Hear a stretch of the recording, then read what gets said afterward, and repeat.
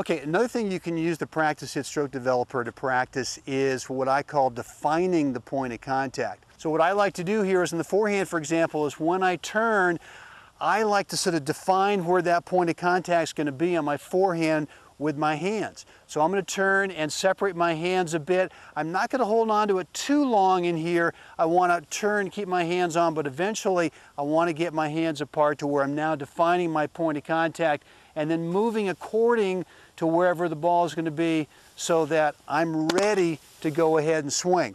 And as I'm moving, I now know that, I know here's about the distance that the point of contact is going to be in. It's not going to be huge. It's not going to be way back here. It's not going to be way out in front. I know I've now defined this area with my hands, and I can move my hands accordingly with my feet to do what? To really create that ideal spacing that we talked about in tip number 1.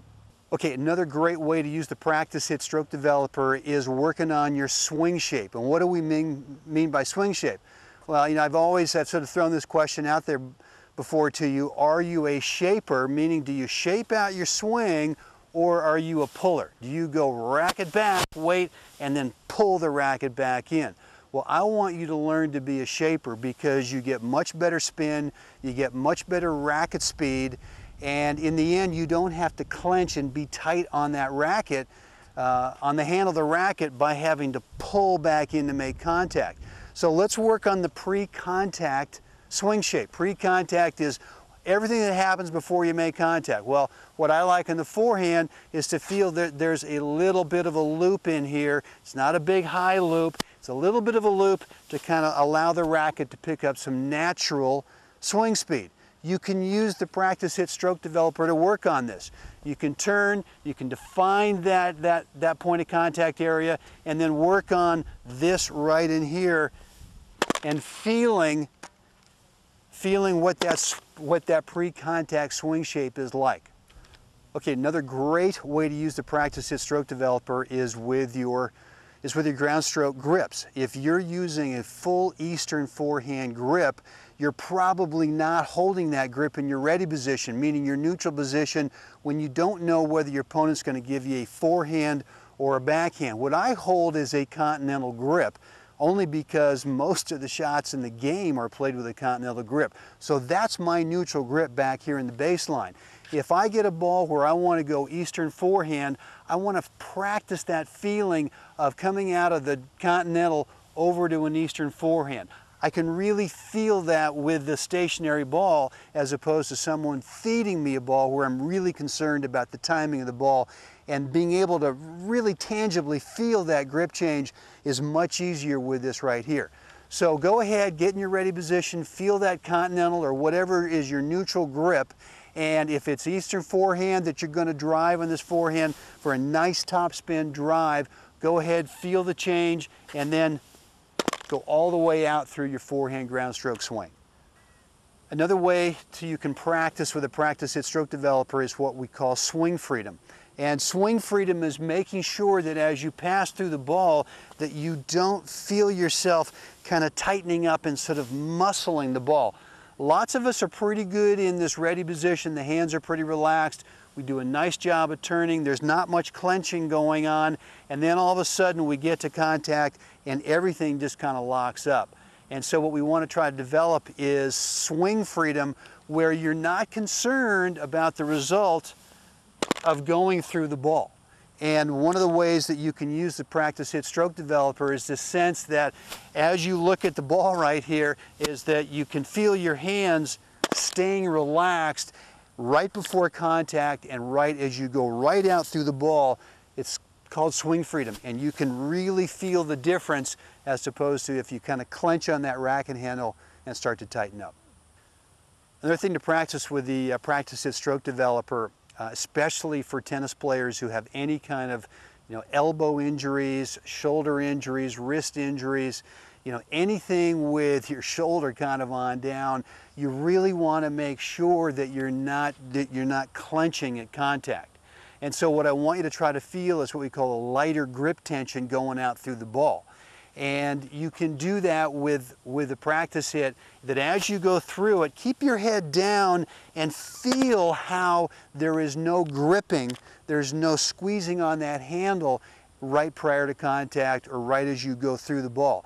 And if you can do this, I think what you'll find, especially for players who've got injuries, you know, the wrist to the elbow to the shoulder, is that this will really go a long way, not only if you're rehabbing right now one of those injuries, but once you get that injury fixed and you go back out in the court, you want to make sure that you go back out in the court and start playing with a much more relaxed grip tension, you know, right as you go through the ball, that you don't clench on that racket handle.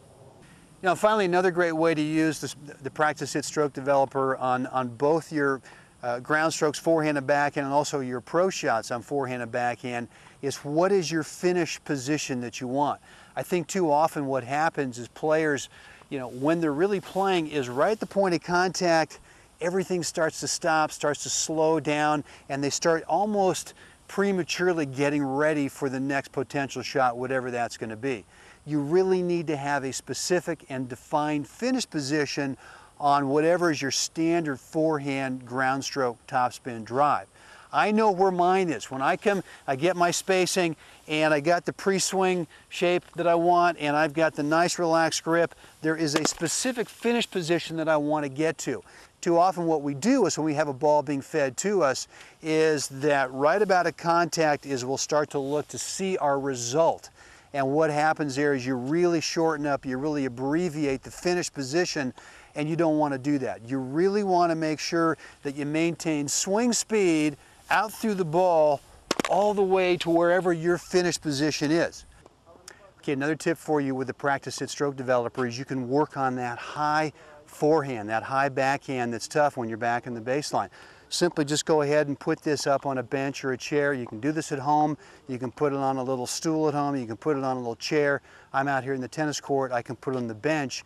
And I can work on, you know, we talked before about, well, what's the right spacing you want when the ball's down here about waist high? Well, now when it's up here about shoulder high, I like to play the ball a little bit later.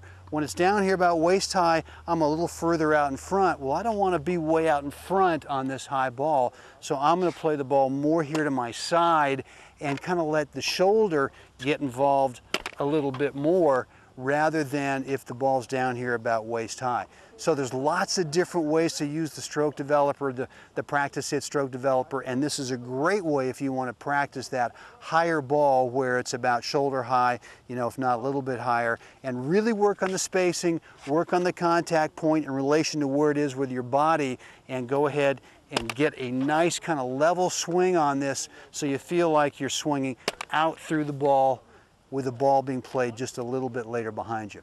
So another great way to use the Practice Hit Stroke Developer is on your approach shots. One way you can do this is you can have someone feed you a ball from the baseline where you go ahead and you play one ground stroke, and then you can come in and really get the feeling of that approach shot, whatever you're working on with it. You know, whether it's spacing, knowing exactly what's the distance you want away from your body at contact, where do you want your head position at contact, where do you want the finish to be, and really most importantly for the approach shot, you know, how do the feet work as you come into this shot, so you really get a sense of being able to move through the shot as you hit and be able to get up to net so you can challenge your opponent to go ahead and hit a passing shot. And if you can practice all of these different stroke mechanics, all these different elements of the swing with the Practice Hit Stroke Developer, you're really going to go a long way to get yourself a nice solid forehand ground stroke, a good solid backhand ground stroke, and also on your approach shots. All right, any questions? Brent at WebTennis.net. Have a great day out there. Hi, it's Brent Abel here at WebTennis.net, and hey, hope you enjoyed that little demonstration there of the Practice Hit Stroke Developer.